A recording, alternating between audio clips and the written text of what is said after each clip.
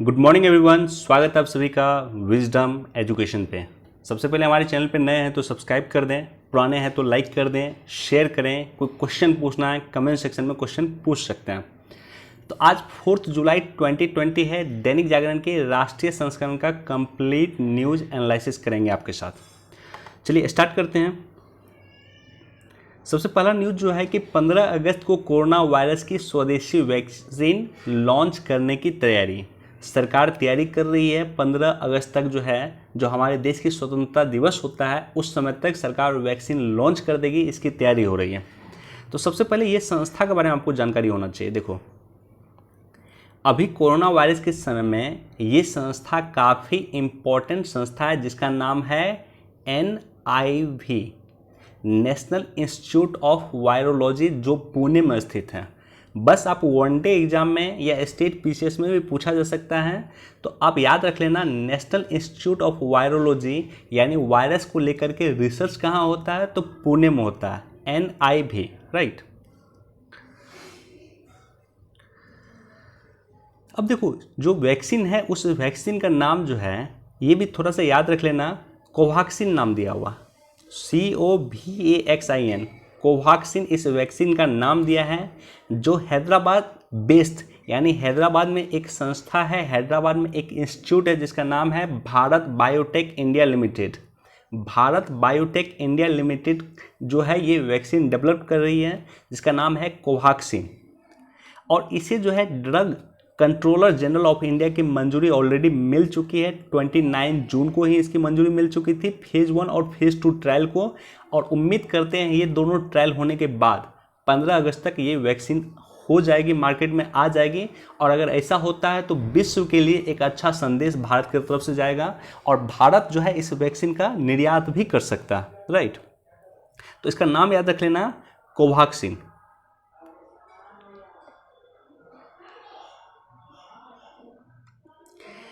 लद गए विस्तारवाद के दिन, प्राइम मिनिस्टर मोदी का ये स्टेटमेंट है। प्राइम मिनिस्टर मोदी कल लेह विजिट किए हैं, लेह लद्दाख कल गए हैं वो, और उनका स्टेटमेंट जो है बाकायदा यूट्यूब पे आपको मिल जाएगा। आप जाकर के उनका भाषण सुन लेना। लगभग आधे घंटे की बात भाषण उन्होंने दिया, और आधे घंटे तक सेना को उन्होंने प्रोत्साहित करने का काम किया। तो निश्चित तौर पे एक अच्छा स्टेटमेंट या एक अच्छा कदम कर सकते हैं प्राइम मिनिस्टर मोदी के द्वारा, सेना के मनोबल को ऊंचा करने के लिए निश्चित तौर पे एक अच्छा कदम है। इसको जाकर के एक बार खुद से पढ़ लेना, बहुत ज़्यादा इंपॉर्टेंट फैक्ट नहीं दिया हुआ है, बस ये याद रख लेना कि मोदी जी का स्टेटमेंट है, प्राइम मिनिस्टर मोदी का स्टेटमेंट, कि विस्तारवाद के दिन लद चुके हैं। तो हमने देखा है कि किस तरह से विस्तारवाद जो है एक समय में ब्रिटेन ने स्टार्ट किया था, और किस तरह से वर्ल्ड के देशों को उन्होंने उपनिवेश बनाया था। कुछ इसी तरह से मानसिकता से आज चीन चल रहा है, और इसी को लेकर के प्राइम मिनिस्टर मोदी का एक इम्पॉर्टेंट स्टेटमेंट है कि जिस तरह से ब्रिटेन का विनाश हुआ, ब्रिटेन के सारे उपनिवेश छिन गए, उसी तरह से अगर विस्तारवाद को आप नहीं रोकिएगा तो आपका भी विनाश हो जाएगा। नाम लिए बगैर उन्होंने चीन की चर्चा की।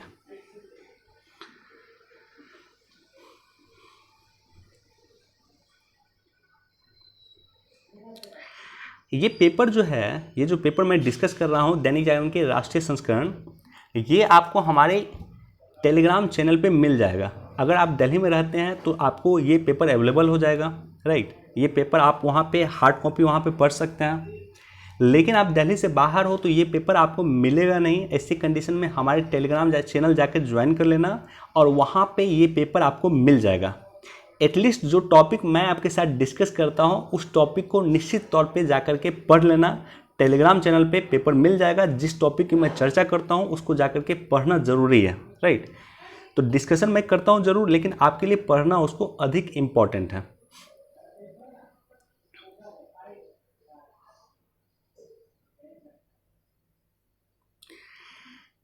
इसको एक बार आप देख सकते हो कि श्रावणी मेला जो है, 200 वर्ष से लगातार श्रावणी मेला का आयोजन हो रहा है देवघर में। झारखंड का एक जगह है देवघर, जहाँ पे भगवान शिव का मंदिर है। उस शिव के मंदिर के अंदर जो है, वहाँ पे उस क्षेत्र में लगता है श्रावणी मेला लगता है।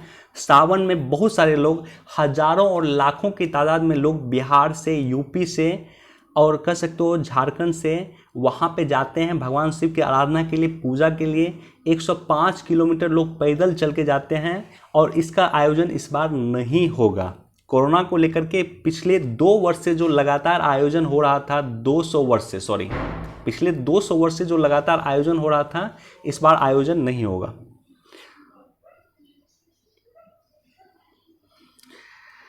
यहाँ पे 2 अभयारण्य का नाम इंपॉर्टेंट है, दोनों ही कई बार क्वेश्चन पूछा है। एक तो रणथंभौर, रणथंभौर कहाँ पे है? ये अभयारण्य आपको पड़ता है राजस्थान में। और दूसरा है रामगढ़ अभयारण्य। रणथंभौर और रामगढ़ अभयारण्य दोनों ही आपको राजस्थान में आता है। कई बार क्वेश्चन वनडे एग्जाम में पूछा गया है कि रणथंभौर अभयारण्य किस राज्य में है, तो वो राजस्थान में है। रामगढ़ अभयारण्य किस राज्य में है, तो वो भी राजस्थान में है।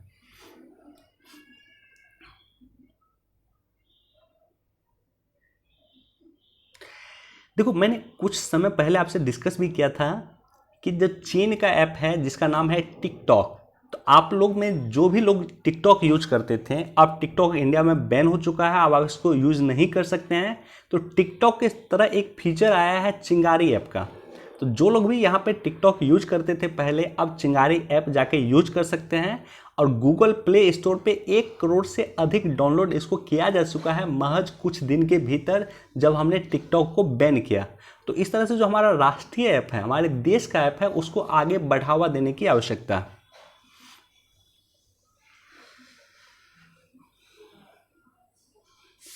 देखो, बिजनेस पेज पे हमारे पास बहुत अच्छा न्यूज़ है। आज हम बिजनेस पेज पे डिटेल से डिस्कस करेंगे न्यूज़, लेकिन जो ये बेसिक न्यूज़ है, ये भी जैसे बंगाल की सीमा से बांग्लादेश में निर्यात पूरी तरह बंद।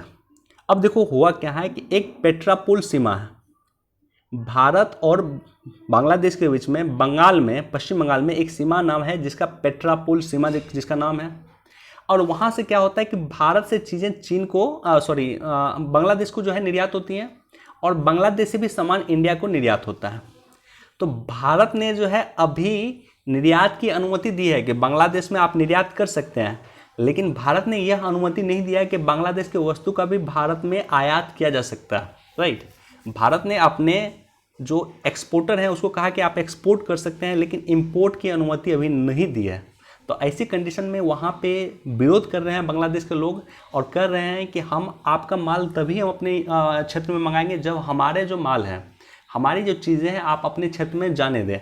यानी आप इजाज़त दें बांग्लादेश एक्सपोर्ट का भी, बांग्लादेश इंडिया को एक्सपोर्ट करे, इसका भी आप इजाज़त दें, तभी जाकर के हम आपके यहाँ से सामान मंगाएंगे।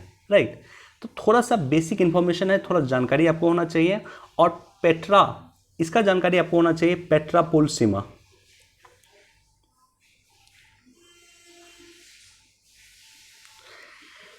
ये इंपॉर्टेंट नहीं है। राइट, देखो, प्रोत्साहन मांगता पारंपरिक चिकित्सा ज्ञान, हालांकि ये इंपॉर्टेंट है, ये इंपॉर्टेंट आर्टिकल है। प्रोत्साहन मांगता पारंपरिक चिकित्सा ज्ञान, किस तरह से हम अपने आयुर्वेद को आगे बढ़ाएं, किस तरह से जो हमारे पारंपरिक ज्ञान है उसको आगे बढ़ाएं, किस तरह से राज्य वैद्य का जो एक समय में सिद्धांत था और किस तरह से जड़ी बूटी के माध्यम से वो इलाज करते थे उसको आगे बढ़ाएं। ये सारे के सारे काम हमें करने चाहिए। राइट, लेकिन इसमें इस आर्टिकल में उस तरह का कोई बेसिक इन्फॉर्मेशन नहीं दिया हुआ, लेकिन यहाँ पे चूंकि स्टेम सेल की चर्चा की गई है तो थोड़ा सा जानकारी आपको स्टेम सेल के बारे में होना चाहिए। देखो, स्टेम सेल क्या है? स्टेम सेल शरीर की मूल कोशिका है, इसलिए पहला स्टेम सेल भ्रूण में ही बनता है। जो भ्रूण है उसमें पहला स्टेम सेल बनता है। मनुष्य की शरीर असंख्य कोशिकाओं से बना हुआ है और इसके अपने अपने कार्य होते हैं। स्टेम सेल विभाजित होने के बाद भी पूर्ण रूप धारण करता है। इससे शरीर के लगभग सभी कोशिकाओं को कृत्रिम रूप से निर्मित किया जा सकता है, अर्थात स्टेम सेल शरीर के किसी अंग की कोशिका को तैयार की जा सकती है। देखो, स्टेम सेल बेसिक कॉन्सेप्ट मैं बताता हूँ। जैसे मान लो आपको कैंसर हुआ किसी पर्टिकुलर क्षेत्र में, तो इस पर्टिकुलर क्षेत्र में स्टेम सेल के माध्यम से इस कैंसर को दूर किया जा सकता है। यानी कैंसर का अर्थ क्या होता है? कैंसर का अर्थ होता है कि वहाँ के जो कोशिका है वो नष्ट हो चुकी है और उस कोशिका को किस तरह से रिपेयर किया जा सकता है वो स्टेम सेल के माध्यम से किया जा सकता है। इसी तरह से मान लो किसी व्यक्ति का अन्य कोई बीमारी है, हाइपरटेंशन है या कह सकते हो डायबिटीज़ है, इस सब प्रॉब्लम का सॉल्यूशन स्टेम सेल में झलकता था, दृष्टिगोचर होता था, और ये जो है एक समय में काफ़ी चर्चा का विषय हुआ करता था स्टेम सेल। हालांकि इसको लेकर के कई डिस्प्यूट भी है, लेकिन बेसिक कॉन्सेप्ट आप याद रख लेना। स्टेम सेल क्या करता है कि जो कोशिका नष्ट हो गई है उस कोशिका को रिपेयर करने का काम करता है। देखो यहाँ पे ऊतकों के अंदरूनी मरम्मत करने का काम, यानी कोशिका को जो है मरम्मत करने का ये काम करता है। सेल और आपस में विभक्त होकर अन्य खराब कोशिकाओं की क्षतिपूर्ति में रहते हैं, और ये सेल ऐसा तब तक करते रहते हैं जब तक मनुष्य जीवित है। यानी जो कोशिका नष्ट हो गया, अगर मान लो कहीं कैंसर हुआ है तो वहाँ की कोशिका नष्ट हो गई है, तो उसको रिपेयर करने का काम करते हैं, और तब तक करते हैं जब तक व्यक्ति जीवित है। तो स्टेम सेल को एक समय में एक अच्छा ऑल्टरनेटिव माना गया था चिकित्सा के लिए। हालांकि सरकार अभी इस पर ध्यान नहीं दे रही है। तो स्टेम सेल 4 प्रकार के होते हैं। बेसिक इन्फॉर्मेशन ले लो, बहुत ज़्यादा जानकारी की आवश्यकता नहीं है। पहला है टोटिपोटेंट, दूसरा है मल्टीपोटेंट, तीसरा है प्यूरिपोटेंट, और चौथा जो है वो है यूनिपोटेंट। राइट, तो ये बेसिक आपको जानकारी होनी चाहिए, इससे अधिक जानकारी की आवश्यकता नहीं है।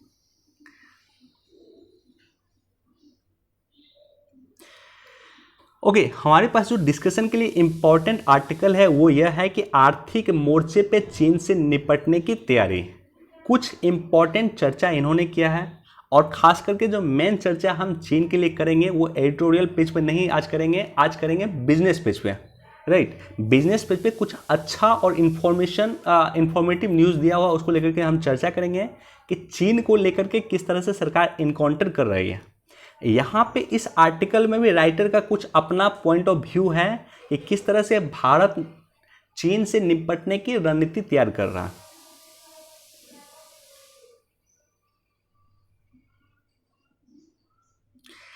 देखो, भारत की मजबूत स्थिति, इन्होंने चर्चा किया है कि किस तरह से वर्तमान में भारत की मजबूत स्थिति है।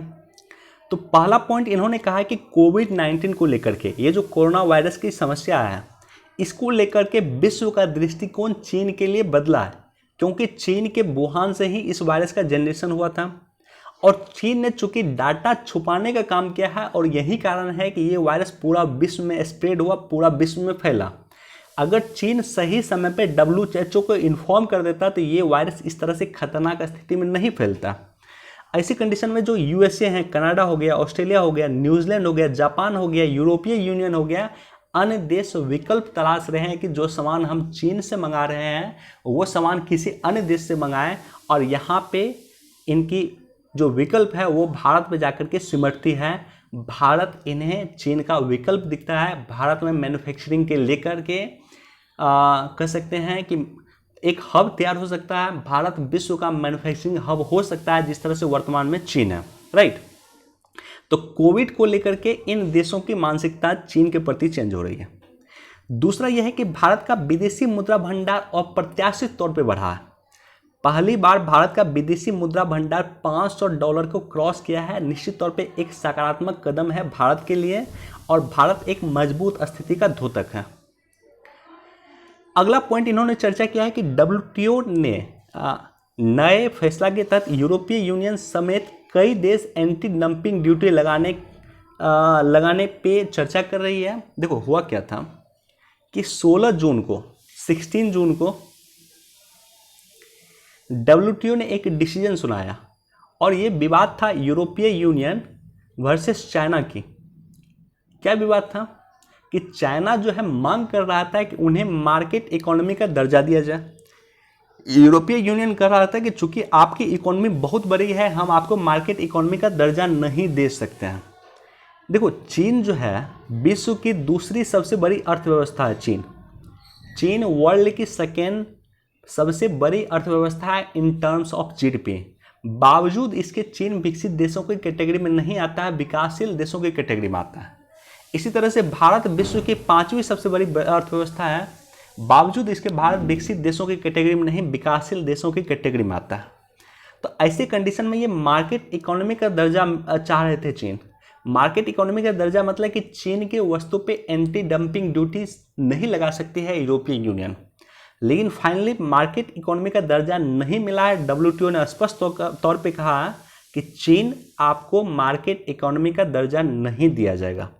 तो ऐसे कंडीशन में यूरोपीय यूनियन समेत कई देश जो हैं वो एंटी डंपिंग ड्यूटी लगा सकते हैं, राइट। चीन पे एंटी डंपिंग ड्यूटी लगा सकते हैं, और एंटी डंपिंग ड्यूटी लगाने का मतलब है कि चीन का वस्तु जो है इन देशों में मिलना महंगा हो जाएगा। तो महंगा अगर होगा तो लोग इसे कम खरीदेंगे, लोग कम खरीदेंगे यानी चीन का जो है निर्यात इन देशों को प्रभावित होगा। क्लियर है।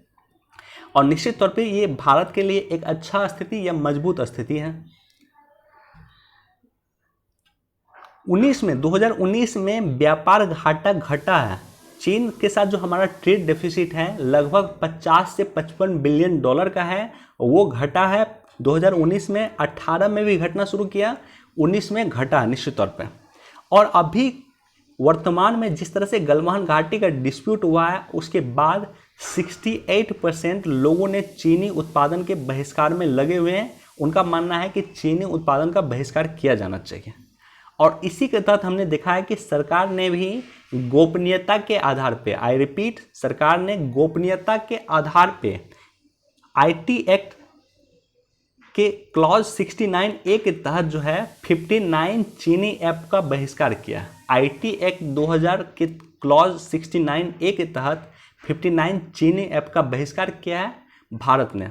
तो ये सारी की सारी जो पॉइंट डिस्कस किया है राइटर ने, इनका कहना है कि भारत अभी मजबूत स्थिति में है इसको लेकर के, और निश्चित तौर पे हमें कुछ कदम उठाए जाने चाहिए जो कदम से हम वर्ल्ड का मैन्युफैक्चरिंग हब बन सकते हैं। वो कौन सा कदम उठाया जाना चाहिए उसकी चर्चा हम नीचे करते हैं।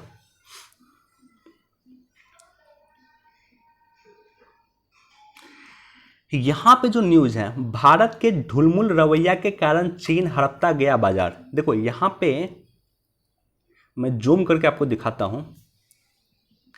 यहां पे इंडियन एक्सपोर्ट ऑर्गेनाइजेशन के चेयरमैन है शरद कुमार सराफ। इन्होंने एक स्टेटमेंट दिया है। इन्होंने कहा है कि मैं कोई चीनी प्रेमी नहीं हूं, लेकिन चीन में फैक्ट्री लगाने के लिए मुझे 4 घंटे में जमीन दे दी गई। स्पष्ट तौर पे सुनना ये क्या कर रहे हैं, उसके बाद इस न्यूज का हम डिटेल से एनालिसिस करेंगे। इन्होंने कहा है कि मैं कोई चीनी प्रेमी नहीं हूं, लेकिन चीन में फैक्ट्री लगाने के लिए मुझे 4 घंटे में जमीन दे दी गई और 3 दिनों में फैक्ट्री का प्लान मंजूर हो गया। क्या यह भारत में पॉसिबल है? क्या भारत में 4 घंटे में जमीन मिल सकता है किसी औद्योगिक संगठन को? क्या भारत में 3 दिन में जो है फैक्ट्री लगाने की मंजूरी मिल सकती है? तो ये भारत में पॉसिबल नहीं है, चीन में ये पॉसिबल है। चीन में ऐसा हो रहा है और यही कारण है कि चीन औद्योगिक हब बन चुका है विश्व का। यानी अगर आपको उद्योग स्थापित करना है चीन में, आप जाइए, 3 से 4 घंटे में आपको जमीन मिल जाएगी, 3 से 4 दिन में आपका जो है फैक्ट्री का प्लान मंजूर हो जाएगा, 1 सप्ताह में आप मैन्युफैक्चरिंग स्टार्ट कर दीजिएगा। लेकिन ऐसा क्या भारत में है? बिल्कुल नहीं है। उसके साथ ही साथ एक डाटा यहाँ पे दिया हुआ है कि 2005-06 में भारत का जो है, भारत चीन को 6.7 बिलियन का एक्सपोर्ट करता था और चीन हमको करता था 10.8 बिलियन का। तो यानी 4-5 में भारत और चीन के बीच व्यापार घाटा बहुत कम था, लगभग $4 बिलियन का था। और अब देख लो ये 2013-14 में कितना हुआ कि चीन हमें जो है निर्यात करने लगा 51.03 बिलियन डॉलर का, और भारत चीन को एक्सपोर्ट करने लगा वो 48.8 बिलियन डॉलर का। यानी 10 वर्ष में जहां चीन ने 5 गुना भारत को निर्यात बढ़ाया है, जहां चीन 10 बिलियन डॉलर का निर्यात करता था अब 50 का करना शुरू किया, और वहीं भारत जहां 6.8 का करता था वहां 14 किया। यानी कहने का ये अर्थ हुआ कि चीन ने 5 गुना अपना निर्यात बढ़ाया भारत में, और भारत ने चीन में महज 2 गुना ही निर्यात बढ़ाया है। क्लियर है? तो ऐसा क्यों, इसको लेकर के कुछ पॉइंट दिया है, उस पर हम डिस्कस करते हैं।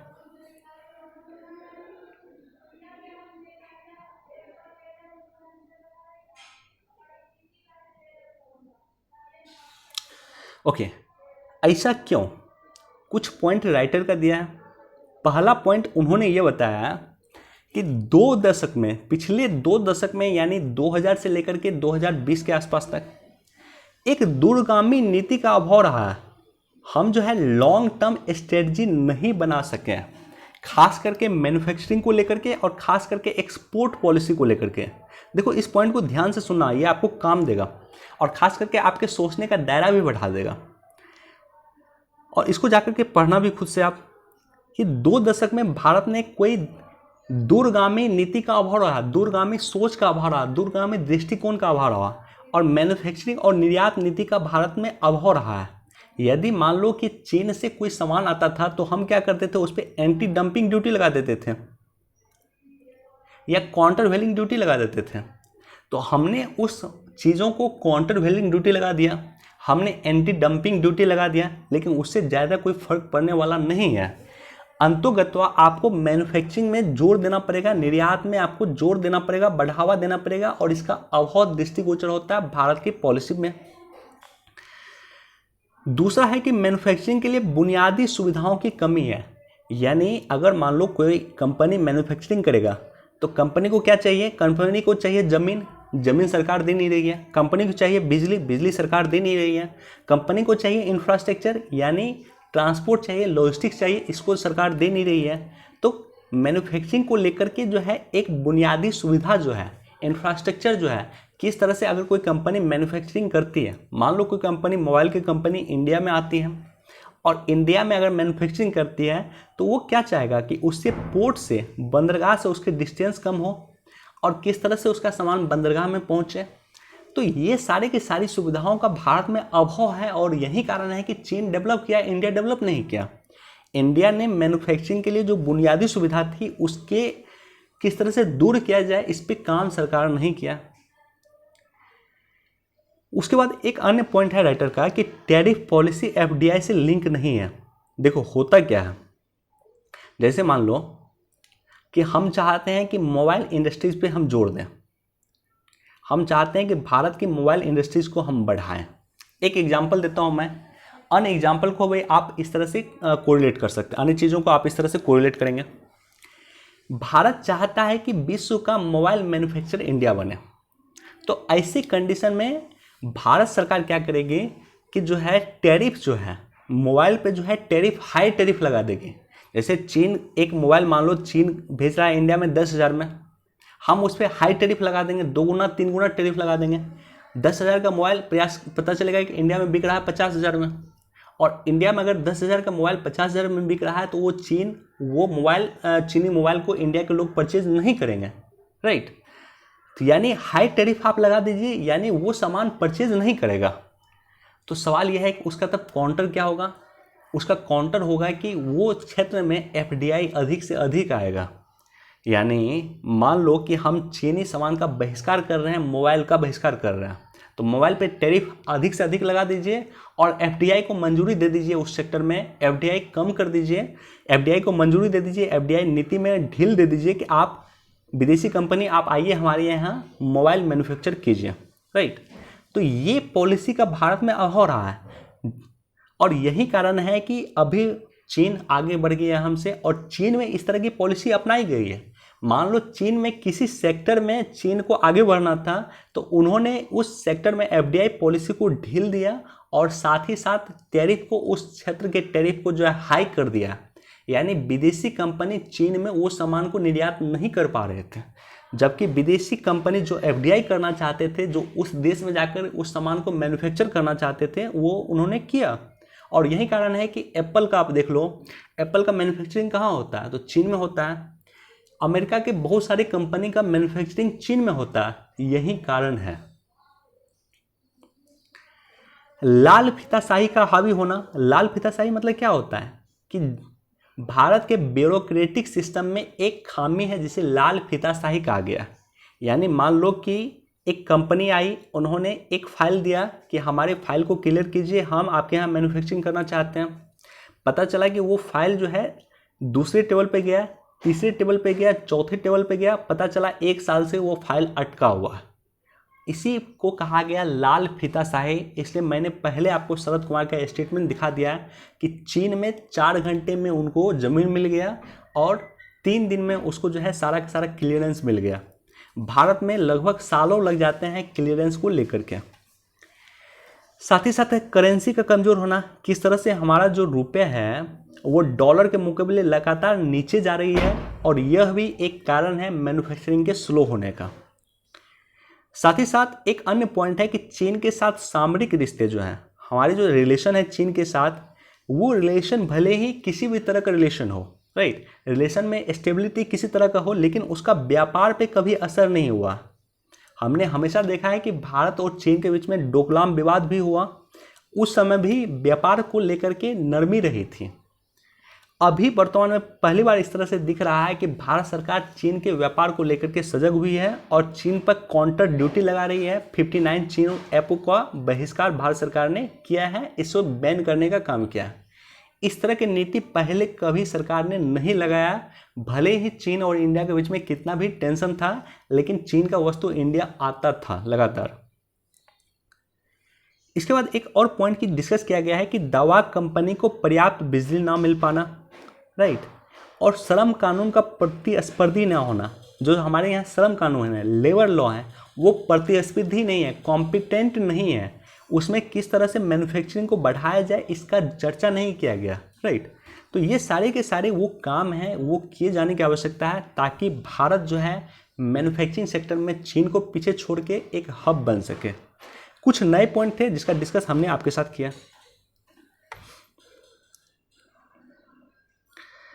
अब यहाँ पे देखो एक और न्यूज है इसी से रिलेटेड, इसकी भी चर्चा हम करेंगे कि 6 क्षेत्रों में दिए जाएंगे बड़े बदलाव, 6 क्षेत्रों में किए जाएंगे बड़े बदलाव। कौन सा 6 क्षेत्र है उसकी भी चर्चा हम करते हैं।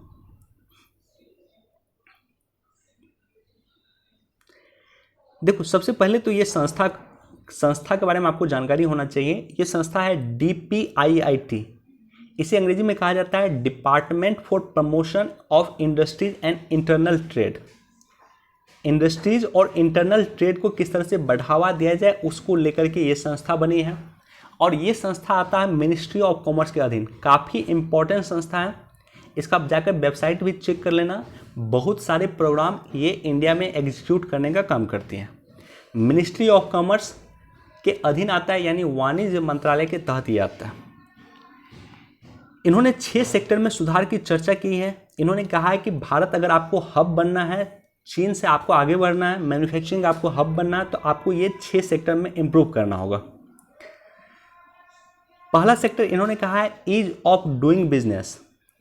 ईज ऑफ डूइंग बिजनेस में वर्तमान में भारत की रैंकिंग क्या है, आप हमें कमेंट सेक्शन में लिखें। हमने कई बार आपसे डिस्कस किया है वर्ल्ड बैंक की ईज ऑफ डूइंग बिजनेस में भारत की रैंकिंग क्या है, राइट ऑन कमेंट सेक्शन।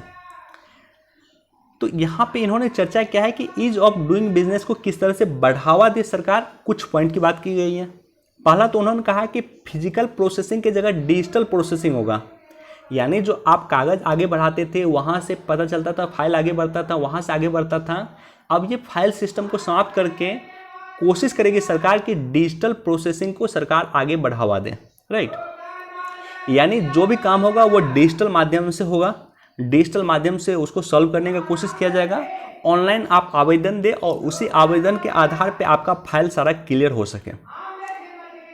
उसके साथ सिंगल विंडो सिस्टम, यानी एक जगह जाके जितना भी समाधान हो, जैसे मान लो कंपनी को किसी भी तरह का रिक्वायरमेंट है, मान लो एक व्यक्ति कंपनी खोलना चाहता है इंडिया में, और उसके लिए पेपर क्लियरेंस चाहिए, इन्वायरमेंट क्लियरेंस चाहिए, अन्य जितने भी क्लियरेंस चाहिए, उसको एक ही जगह जाके सॉल्यूशन मिल जाए, तो इसे कहा जाता है सिंगल विंडो सिस्टम। भारत उसको लाएगा। साथ ही साथ राष्ट्रीय खरीद कानून लागू होगा और डिस्प्यूट सेटलमेंट अदालत, ये सबसे इंपॉर्टेंट है। आर्थिक समीक्षा इकोनॉमिक सर्वे 2016-17 के अनुसार भारत के अदालत में 7 लाख करोड़ रुपया फंसा हुआ था इंडस्ट्रीज का। यानी अगर कोर्ट ने निर्णय सुना दिया होता तो ये 7 लाख करोड़ का जो है टर्नओवर, 7 लाख करोड़ जो है इंडस्ट्रीज को मिल पाता। और सोचो कि उसमें सरकार को लगभग कितना पैसा सरकार को रिवेन्यू मिलता, कितना पैसा सरकार को टैक्स मिलता, राइट। चूंकि ये 7 लाख करोड़ फंसा हुआ था अदालत के डिसीजन के कारण, इसलिए सरकार को टैक्स और रिवेन्यू नहीं मिल पा रहा। तो यहाँ राइटर का कहना है कि डिस्प्यूट सेटलमेंट अदालत बनाया जाए जो बहुत कम समय में 1 महीने के अंदर डिस्प्यूट को सॉल्व करने की कोशिश करें। सेकंड क्या कहा है, सेकंड कहा है कि एफडीआई पॉलिसी, सरकार 2020 में नई एफडीआई पॉलिसी ला रही है, जब लाएगी तो हम डिस्कस करेंगे। उसके बाद इन्वेस्टमेंट क्लियरेंस सेल बने, यानी अगर कोई कंपनी इन्वेस्ट करना चाहती है इंडिया में तो उसका एक क्लियरेंस सेल बनना चाहिए, यानी वहाँ पे जाकर के ऑनलाइन जाकर के आवेदन दे और उसका सारा का सारा काम हो जाए। क्लियर है। और निवेश के आधार पर सरकार राज्यों को रैंकिंग देगी, यानी किस राज्य में, बिहार में कितना निवेश हो रहा है, उत्तर प्रदेश में कितना हो रहा है, गुजरात में कितना हो रहा है, राजस्थान में कितना हो रहा है, मध्य प्रदेश में कितना हो रहा है, इस निवेश के आधार पर राज्यों को रैंकिंग दिया जाएगा। तीसरा है लॉजिस्टिक्स। लॉजिस्टिक्स मतलब क्या होता है, लॉजिस्टिक्स मतलब होता है कि परिवहन। एक सामान को जो है, मान लो एक कंपनी यहाँ पे कोई सामान बना रही है, उसको किस तरह से देश के अन्य भाग में भेजा जाए, उसको किस तरह से विदेश भेजा जाए, इसको लेकर के इम्प्रूवमेंट करने की आवश्यकता है। 3-4 दिन पहले एक आर्टिकल आया था लॉजिस्टिक्स को लेकर के, हमने डिस्कस भी किया था कि जहाँ विश्व में लॉजिस्टिक्स की लागत 8% है, वहीं भारत में लगभग 14% लॉजिस्टिक्स की लागत है। राइट, यानी 100 रुपये का सामान अगर विश्व में आप परचेज करते हैं, अमेरिका में परचेज करते हैं, तो उसमें 8 रुपये आपको लॉजिस्टिक्स का खर्च देना होता है। और इंडिया में अगर 100 रुपये का सामान आप परचेज करते हैं तो उसमें 14 रुपये आपको लॉजिस्टिक्स का देना होता है, यानी सामान के परिवहन का वो कॉस्ट देना पड़ता है। तो इसको लॉजिस्टिक्स को इम्प्रूव करने की आवश्यकता है। इसके लिए क्या करेगी DPIIT, सड़क और रेल के विकास के लिए व्यापक कार्यक्रम शुरू करेगी। सभी इंडस्ट्रियल हब, जहाँ पे इंडस्ट्रीज का हब है, जहाँ इंडस्ट्रीज है, उसको पोर्ट से लॉजिस्टिक सुविधा मिलेगी और पोर्ट पे लॉजिस्टिक सुविधा मिलेगी। यानी इंडस्ट्रीज और पोर्ट किस तरह से कोरिलेट होकर काम करें, यानी इंडस्ट्रीज कोई सामान बनाए तो किस तरह से उसको पोर्ट का एक्सेस मिले, बंदरगाह का एक्सेस मिले, यानी किस तरह से बंदरगाह पे इंडस्ट्रीज का सामान जाए और उस सामान को एक्सपोर्ट किया जाए, इसको लेकर के सरकार रणनीति ला रही है। ये इंपॉर्टेंट पॉइंट है। इनलैंड वाटर पे विकास पे निवेश। इनलैंड वाटर क्या होता है, जैसे मान लो गंगा नदी हो गया, हरिद्वार से बहती है, इसी गंगा नदी का यूज करके हरिद्वार से किसी सामान को इलाहाबाद भेजना है तो उसी को करके भेज दीजिए, और उसके बाद इसे पटना में उतारना है तो पटना में उतार दीजिए। तो यानी नदी के माध्यम से, जब इंटरनली नदी के माध्यम से ट्रेड होना शुरू हो जाए तो कहा जाता है इनलैंड वाटर ट्रेड। और इनलैंड वाटर ट्रेड यूरोपीय देश में, अमेरिका में काफ़ी अधिक है, चीन में काफ़ी अधिक है, भारत में बहुत कम व्यापार होता है इनलैंड वाटर से। एक नदी से व्यापार भारत में बहुत कम होता है। इसको बढ़ावा देने की आवश्यकता है, इसके लिए एक अलग से चर्चा हम कभी करेंगे। राइट, लेकिन इनलैंड वाटर पे निवेश की आवश्यकता है, ये भी इन्होंने कहा है। सभी पोर्ट का डिजिटलाइजेशन होगा, यानी जितने भी पोर्ट हैं उसको डिजिटल फॉर्म में वो एक्सेस किया जा सकेगा फिर। और औद्योगिक क्षेत्रों को multi modal logistics park develop किया जाएगा, यानी जितने भी औद्योगिक क्षेत्र हैं वहाँ पे किस तरह से एक्सेस किया सकते हैं। मल्टी मॉडल लॉजिस्टिक्स पार्क मतलब क्या होगा, पार्क मतलब होगा कि वहाँ पे सड़क भी होगा, वहाँ रेल भी होगा, वहाँ एयरपोर्ट भी होगा, हर एक सुविधाएं उसे मिलेगी। क्लियर है। ये सारा का सारा काम किया जाएगा लॉजिस्टिक्स के अधीन। ये DPIIT का ब्लूप्रिंट है। उसके बाद लैंड है, जमीन के लिए नेशनल बिल्डिंग कोड को रिवाइज किया जाएगा, उसको फिर से बनाया जाएगा।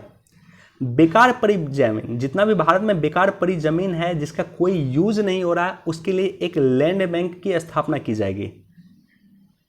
लैंड का डिजिटल रिकॉर्ड रखा जाएगा, जमीन का डिजिटल रिकॉर्ड रखा जाएगा। और औद्योगिक यूनिट अगर जमीन लगाती है, मान लो कोई इंडस्ट्रीज बाहर से आती है, हम कहती है कि हम आपके यहाँ जमीन लगाएंगे, और उसके पास पूरे पैसे नहीं है, तो वो जमीन का जो है किस्त में भुगतान सरकार को कर सकती है। साथ ही साथ जो लैंड बैंक बनेगा, यानी जमीन का जो बैंक बनेगा, वो सरकार इमीडिएटली उसे जमीन प्रोवाइड कर देगी 4 से 5 घंटे के भीतर कि हमारे पास ये जमीन खाली है, आप जाके इस जमीन पे अपना उद्योग लगाइए। क्लियर है। अगला पॉइंट है क्लस्टर और सेज। सेज क्या होता है, स्पेशल इकोनॉमिक जोन। तो क्लस्टर डेवलपमेंट नीति लाएगी और मैन्युफैक्चरिंग क्लस्टर स्कीम अंतिम चरण में है, इस पे भी सरकार जोर दे रही है। क्लियर है। साथ ही साथ छठा पॉइंट है बिजली, यानी औद्योगिक इकाई सीधे बिजली उत्पादक कंपनी से बिजली खरीद सकती है। यानी जो बिजली कंपनी है और जो इंडस्ट्रीज हैं, इंडस्ट्रीज सीधे बिजली उत्पादक कंपनी से बिजली परचेज कर सकती हैं। और साथ ही साथ बिजली थोक बाजार, होलसेल मार्केट आपने सुना होगा, तो यहाँ बिजली होलसेल मार्केट डेवलप करने की चर्चा की जा रही है। यानी जो ये इंडस्ट्रीज हैं, ये इंडस्ट्री 3 से 5 साल के लिए इस पे बिजली खरीद सकती है बिजली कंपनी से, और वो भी फिक्स रेट पे, राइट। तो ये सारी की सारी जो 6 काम कर रही है, ये DPIIT का ब्लूप्रिंट है, और इसको जल्द से जल्द शुरुआत किया जाएगा, और निश्चित तौर पे एक सकारात्मक, एक अच्छा कदम होगा। अगर ये इनिशिएट हो जाएगा तो भारत को मैन्युफैक्चरिंग में बढ़ावा मिलेगा, बल मिलेगा। उम्मीद करता हूँ कि ये आर्टिकल आपको क्लियर हो गया होगा। MSME को भुगतान में देरी तो देना होगा जुर्माना, इसको भी एक बार पढ़ सकते हो। सरकार ने कहा है कि ई मार्केट प्लेस पे, यानी जैम पे, ई मार्केट प्लेस यानी जैम पे के थ्रू अगर MSME से कोई चीज़ खरीदता है, कोई व्यक्ति कोई सामान खरीदता है, कोई इंडस्ट्रीज कोई सामान खरीदता है, तो उसे 10 दिन के अंदर भुगतान कर दीजिए।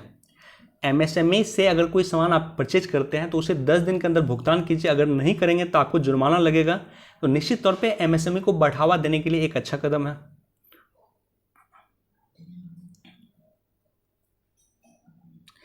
यहां पे बस नाम याद रख लेना, फ्रांस के नए प्राइम मिनिस्टर जो बने हैं वो बने हैं जैन कैस्टेक्स। ये फ्रांस के नए प्राइम मिनिस्टर बने हैं, जैन कैस्टेक्स। और फ्रांस के राष्ट्रपति कौन हुए हैं? Emmanuel Macron. फ्रांस के राष्ट्रपति वही हैं, लेकिन फ्रांस के प्राइम मिनिस्टर चेंज हुए हैं।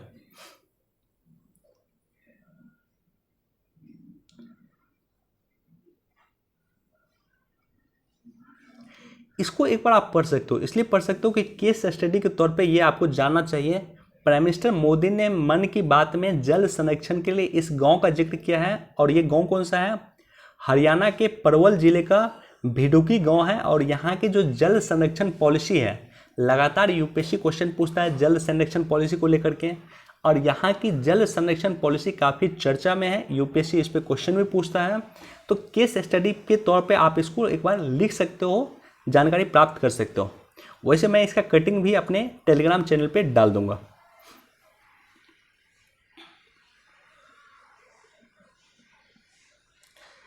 इसको भी एक बार आप देख सकते हैं। फसल को किस तरह से बर्बाद होने से रोका जाए, उसके लिए IIT पटना के स्टूडेंट ने एक टेक्नोलॉजी डेवलप किया, राइट।